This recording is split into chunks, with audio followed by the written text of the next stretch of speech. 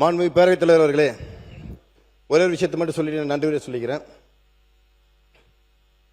நமது மாண்புமிகு முதலமைச்சர் அவர்கள் ஆட்சி பொறுப்பேற்ற பிறகு பல்வேறு துறைகளில் ஆய்வுகளை மேற்கொண்டார். அதில் பிற்படுத்தப்பட்டோர், மிக பிற்படுத்தப்பட்டோர் நலத்துறையில் சார்பாக இயங்கிக் கொண்டிருக்கக்கூடிய சமூக நீதி விடுதலை ஆய்வை மேற்கொண்டார். இந்த ஆய்வு வெறும் ஆய்வாக மட்டுமல்லாமல் ஒவ்வொரு அறையும், மாணவர்கள் தங்கும் அறை, அவர்கள் உணவு அருந்தும் அறை, சமையல் கூடம், என் கழிப்பறைகளின் சுகாதாரம் முதற்கொண்டு அனைத்தையுமே நேரில் ஆய்வு செய்தார்.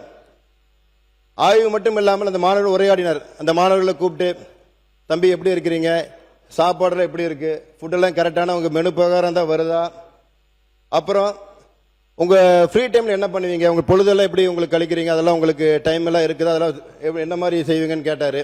அதுக்கு அந்த மாணவர்கள் சொன்னாங்க, ஆனால் எங்களுக்கு இங்கே இண்டோர் கேம்ஸ் விளையாடுறோம், கேரம் போர்டு, செஸ் எல்லாம் விளையாடுறோம் அப்படின்னாங்க. எங்களுக்கு வெளியே ஒரு ஷட்டில் கார்க் விளையாடுற மாதிரி வாலிபால் கோர்ட்டு அமைச்சு கொடுத்தீங்கன்னா எங்களுக்கு ஒரு நல்லா எங்களுக்கு உபயோகமாக இருக்கும், அதை விருப்பப்படுறோன்னாங்க. அதுக்கு உண்டான இடம் அங்கே இருக்கான்னு கேட்டார். இருக்குங்கிறது உறுதி செய்து உடனடியாக செய்யணும்னு சொன்னார். அப்புறம் என்னையும் மாண்புமிகு சமூக நீதித்துறை அமைச்சர் அண்ணன் வன்னியரசு அவர்களும் ரெண்டு பேர்த்தையும் அழைச்சி மாண்பு முதலமைச்சர் அவர்கள் சொன்னார், இங்கே வந்திருக்கக்கூடிய மாணவர்கள் ரொம்ப தூரத்துலேருந்து வந்திருக்கிறாங்க, பல கனவுகளோடு வந்திருக்கிறாங்க, அவங்களோட குடும்பத்தோட வாழ்வாதாரத்தை உயர்த்தணும், தங்களின் ஏழ்மையை மாற்றணும், தங்களை எதிர்காலத்தை நல்லபடியாக உருவாக்க வேண்டும் என்கின்ற கனவோடு இங்கே வந்திருக்கிறாங்க. அந்த மாணவர்களுக்கு அந்த கனவை நிறைவேற்றும் வகையில் நம்ம அவங்களுக்கு நல்லபடியாக இருக்கணும். அதற்கு அவங்க நல்லா படிக்கணும். நல்லா படிக்கக்கூடிய வாய்ப்பை, அந்த சூழ்நிலையை நம்ம இங்கே உருவாக்கி கொடுக்கணும். அது நம்மளோட முதன்மை கடமையாக இருக்கணும்னு சொன்ன ஒரு முதல்வர் தான் நம்ம முதல்வர் அவர்கள். கிராமத்தில் ஒரு பழமொழி சொல்லுவாங்க, சாமியே வரம் கொடுத்துருச்சு, எங்களுக்கு இன்னொன்று கவலை இல்லைங்கிறது போல மாணவர்கள் நீ எல்லாம் சொல்லிட்டாங்க, முதலமைச்சர் நேரடியாக எங்களுக்கு வந்து பார்த்துட்டாரு, எங்களுக்கு எந்த ஒரு கவலையும் இல்லை, எங்களுக்கு எல்லாம் கிடைக்கும் நம்பிக்கை அந்த மக்களுக்கு இருக்குது. அந்த மாணவர்கள் அதுக்கப்புறம் நான் போய் பேசினேன். அந்த மாணவர்கிட்ட சொன்னாங்க, என்னப்பா நம்ம சிஎம் இப்போ வந்தார், உங்ககிட்ட பேசினாரு, உங்களுக்கு எப்படி இருக்குன்னு கேட்டேன். ஆனால் எங்களை சிஎம் பார்த்த மாதிரி இல்லைண்ணா, எங்கள் அண்ணனே எங்களை பார்த்த மாதிரி இருக்கு, எங்கள் அண்ணன் நான் பார்த்த மாதிரி இருக்குது. ஏன்னா அவ்வளோ அவர் அக்கறையாக, எங்க அண்ணன் வந்து எப்படி கேட்பாரு, என்னப்பா சாப்பிட்டு உடம்பு எப்படி இருக்குன்னு, அந்த மாதிரி ஒரு அக்கறையோட விசாரிச்சு ஒரு முதல்வர் எங்களுக்கு கிடைச்சிருக்காரு, எங்களுக்கு எந்த கவலையும் இல்லை, நாங்கள் நல்லா இருக்கோம் அப்படின்னாங்க. அதே போல பல இடங்களில் வந்து புகார்கள் வந்துட்டு இருக்குன்னு ஒரு விமர்சனம் வந்தது. நிச்சயமா சொல்றேன், இந்த குறைகள் முன்பிருந்தே இருந்திருக்குது. ஆனா இப்ப சொன்னா குறைகளுக்கு வந்து தீர்வு கிடைக்காது, இன்னைக்கு சொன்னா தீர்வு கிடைக்க நம்பிக்கையில் இன்னைக்கு மாணவர்கள் வெளியே சொல்றாங்க. அந்த நம்பிக்கைக்கு உண்மையாக எங்களோட அரசு செயல்படும் என்பதை தெரிவித்துக் கொண்டு, மாண்புமிகு பேரவைத் தலைவர் அவர்களே, பிற்படுத்தப்பட்ட நலத்துறை அறிவிப்புகளை வாசிப்பதற்கு முன்பாக ஒரே ஒரு விஷயத்தை இந்த மாமன்றத்தில் தெரிவித்துக் கொள்ள விரும்புகின்றேன். 108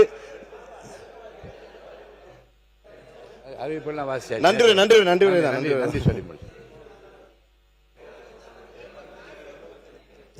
நன்றி நன்றி நன்றி நன்றி நன்றி 2 மணி டைம் இருக்கு. வாய்ப்பளித்த மாண்புமிகு பேரவைத் தலைவர் அவர்களே, 108க்கு மட்டும் ஒரு விளக்கம் மட்டும் சொல்லிடுறேன். சின்னதா 2 ஒரே நிமிஷம் தாங்க, நீ டைம் என்ன பாத்துங்க, அதுக்கு மேலே நான் எடுத்துக்க மாட்டேன். ஏன்னா காலம் பொன் போன்றது எங்களுக்கும் தெரியும். 108க்கு ஒரு வரலாறு இருக்குது. எப்பொழுது மக்கள் 108 நினைப்பார்கள், தங்கள் ஆபத்து காலங்களிலும் தங்களை பாதுகாத்துக் கொள்ளவும் உயிர் காக்கும் சேவையை பெறும் அழைக்கும் எண் 108.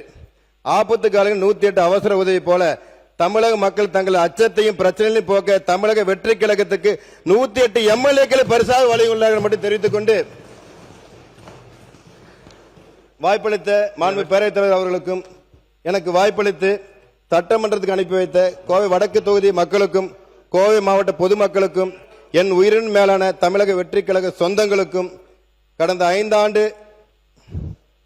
கடந்த ஆண்டு இதே மாதத்தில் எங்களை விட்டு பிரிந்து சென்று உடனடி சேர்ந்த வானின்று வாழ்த்தும் எனது தந்தை வேலாயுதம் அவர்களுக்கும், எனது உயிரின் மேலான தாய்க்கும், என்னுடைய ரசிகர் மன்றத்தின் வழிகாட்டியாக தெய்வ திரு டி என் தாமோதரன் அவர்களுக்கும், நற்பணி மன்றம், மக்கள் இயக்கம், அரசியல் பயணம், மக்கள் பணி என அனைத்திலும் என்னுடன் துணை நிற்கும் எனது அன்பு மனைவி மற்றும் ஆசை குழந்தைகளுக்கும், என்னுடன் உறவாக பயணிக்கும் அனைவருக்கும், என்னோட உறுதுணையாக இருக்கும் அரசு தலைமை செயலாளர் திரு எம் சாய்குமார் ஐஏஎஸ் அவர்களுக்கும், நிதித்துறை அரசு கூடுதல் தலைமைச் செயலாளர் திரு எம் ஏ சித்திக் ஐஏஎஸ் அவர்களுக்கும், அரசு செயலாளர் திரு வி தட்சிணாமூர்த்தி ஐஏஎஸ் அவர்களுக்கும், இயக்குநர் திரு எம் பிரதீப்குமார் ஐஏஎஸ் அவர்களுக்கும், ஆணையர் திருமதி வி கலையரசு ஐஏஎஸ் அவர்களுக்கும், துறை உயர் அலுவலர் அனைத்து பணியாளர்களுக்கும் மற்றும் எனது பிற்படுத்தப்பட்டோர் நலத்துறை அமைச்சர் அலுவலக அனைவருக்கும் எனது இதயபூர்வமான நன்றியை பதிவு செய்கின்றேன். நன்றி, வணக்கம்.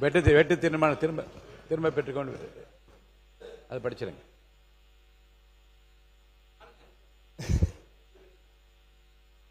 மாண்புமிகு பேரவைத் தலைவர் அவர்களே,